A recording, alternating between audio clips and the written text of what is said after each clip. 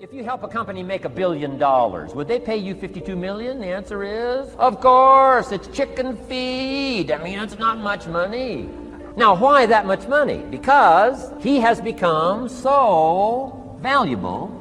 Now, why would we pay somebody only $4 an hour? They're not very valuable to the marketplace. Now, we got to make that distinction, to the marketplace. Might be a valuable brother, a valuable member of the community, valuable member of the church, valuable member in the sight of God, to the human family, of course, those kind of values. But to the marketplace, which is called what? Reality. Reality is, if you're not very valuable, you don't get much money. Those are called the facts. I mean, that's how that is. Well, then how do you get more money? Simple answer. Somebody says, well, I'll go on strike for more. Well, here's a major problem with that. You can't get rich by demand.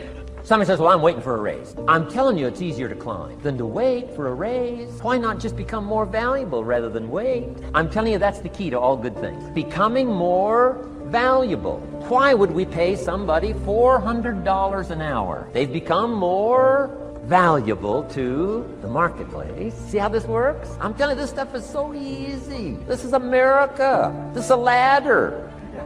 How far is it from 4 to 5? I'm telling you, it's not far. $4 to $5 an hour? If you work for McDonald's, haul out the trash, they'll pay you $5 an hour. If you whistle while you haul out the trash, they'll pay you $5 an hour. I'm telling you. You'll get an extra $1 just for a good attitude. Yay, McDonald's. Wear the hat. It's incredible. $5, and then you just keep becoming more valuable, more valuable, more valuable. I used to be a state legislator in Columbus, Ohio. During the break, we used to go out on the front lawn of the Ohio legislature, at the Capitol there, and observe people as they came by. There was one particular person that all of us knew. The children, adults, everybody used to pick at him when he came by. We called him Chicken Man. He had a feather in his hat. He had a toy chicken on top of his car that he would drive around the area in downtown, blinking his lights and occasionally blowing his horn. When he got out of his car, he would walk downtown with a baby carriage with 2 little baby dolls in there and a picture of a woman. And when you say something to him or came near him, you would hear him making the sounds of a chicken. All of us used to laugh at Chicken Man. We didn't know Chicken Man's story. Chicken Man woke up one morning around 3 a.m. and his house was on fire. He panicked and he got out of the window and left quickly, only to get outside to hear his children and his wife screaming for help. He ran back to the door to go in to save them, and the flames were too hot, too awesome. He tried to get in, he couldn't get in. He was desperate, frantic. Pretty soon the cries stopped. They perished in the fire. His brother-in-law came, found out that his sister had died and his nieces in the fire, grabbed Chicken Man and started beating him. You chicken, why did you save my sister? You're a chicken, you're a chicken. When the people pulled him off Chicken Man, they picked him up and said, are you all right? And Chicken Man looked at him and he started making the sounds of a chicken. He never ever overcame that tragedy. He was stuck from that experience. None of us knew why Chicken Man went around with this picture and these little dolls. One study, you'd say, oh, it was a partial, but you can see study after study coming up with similar numbers, slightly off, but pretty much the same ratio. Now, here's what's really interesting. Of those 71%, there's a group in there, about 24% of them, that are actively disengaged. You know what that means? That means they hate what they do, and they hate you. Now, this is pretty important, isn't it? They hate what they do, they hate you, and they will actively work to disempower the organization. Who has ever bumped into one of these humans? Raise your hand, say I.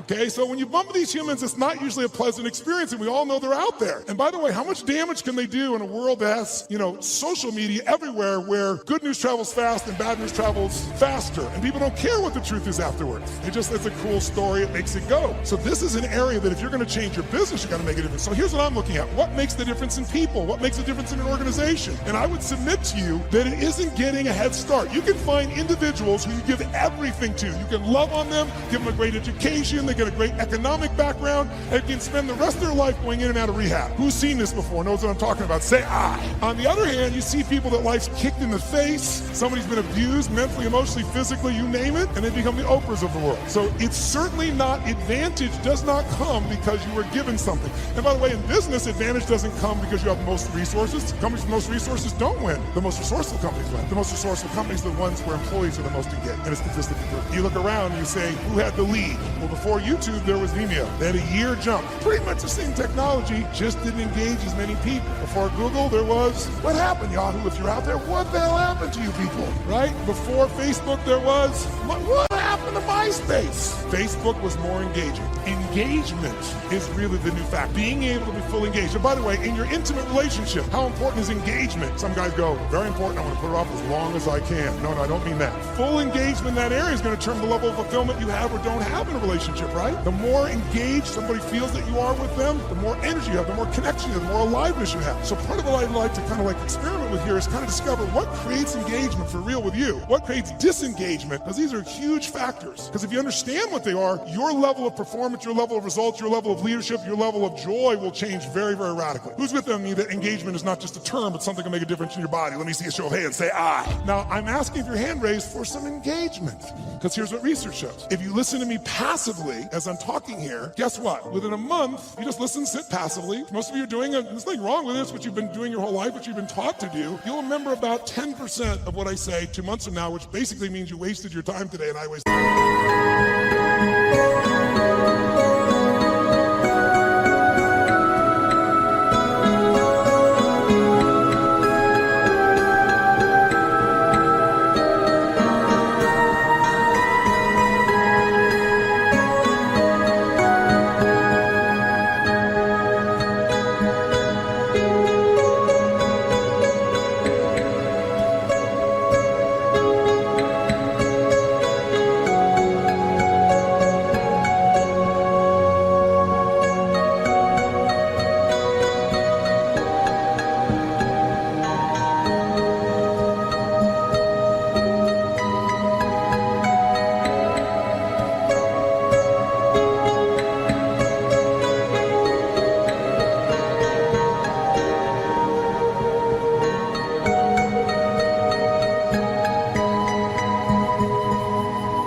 10%. How many came here because you want to learn something, do something, change something, make something stronger or better? Say I. If that's true, then if all you do is take notes, which I don't see anyone barely doing, oh, thank you very much, a few of you. I stand corrected and nudge the people on either side. What's wrong with you? Come on, where's the notes, right? Because I don't know anybody who's got that great a memory. In my entire life, I've kept journals. The more engaged you are, the more the other person will become engaged. You want to get somebody engaged? You get engaged. Think about it. Everyone in this room is a leader. What's our job to do as a leader? Our job is maximize resources, right? How do we take whatever resource and get more out of it? Ourselves, other people, our economics, our business, our technology. That's the job of a leader. But you can't maximize resources if you don't have full engagement. So I'd like to see if we could increase that. And so one simple way of doing that, increasing that engagement, is to start with us. Because by the way, are you going to engage other people if you're not engaged? Yes or no? Yes or no? Are you going to be able to touch other people if you're not touched? Are you going to move other people if you're not moved? And so, by the way, here's the problem. How many of you wake up on? You have certain days you wake up and you think to yourself, today, I don't want to talk to any people.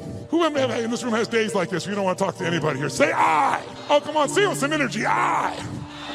But as a professional, you got to do that most times. And if you fake it, do people feel it? So I want to show you some ways to change it. But here's the reward of engagement. If you can become a person, engage others, you will now become an extraordinary leader, not a mediocre or good one. As far as I'm concerned, good is the enemy of great, as corny as it sounds. So think about it. I'll give you an example of this book that I did. I did this book because back in 2008, I felt like I was back in my childhood. Everybody around me was suffering. And I hate suffering. Most of the skills I developed is because I want to take somebody else suffering and take them to a place where they have joy and aliveness and health and vitality and abundance or whatever I can do to help. And so I've got the guy that cuts my hair, my barber, is like, his kid can't go to college. He's lost half what he's got to do. A billionaire client of mine is no longer a billionaire. He's feeling equally bad, he thinks, but suffering is suffering in somebody's mind, right? And so I thought to myself, something's got to be done. And like most of us, somebody's going to do something. In 2010, when things actually got worse and the system wasn't changed, I started reading everything I could read, started watching everything I could watch, and I watched a documentary called Inside Job. Anybody here see Inside Job?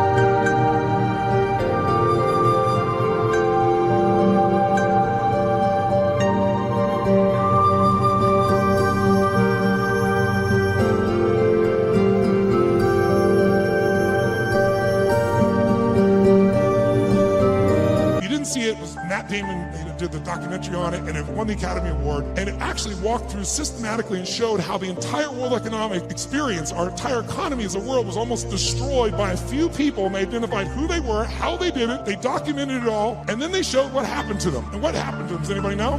No, not nothing. Nothing would have been a reward compared to what they should have got. They were actually put in charge of the turnaround. And they were given your money and mine. We were taxed so they could put their money back where it belonged. So at the end of this film, depending upon your personality, if you haven't seen it, I should warn you, you'll have one or two reactions. You'll either be very depressed or very pissed. I was on the pissed side.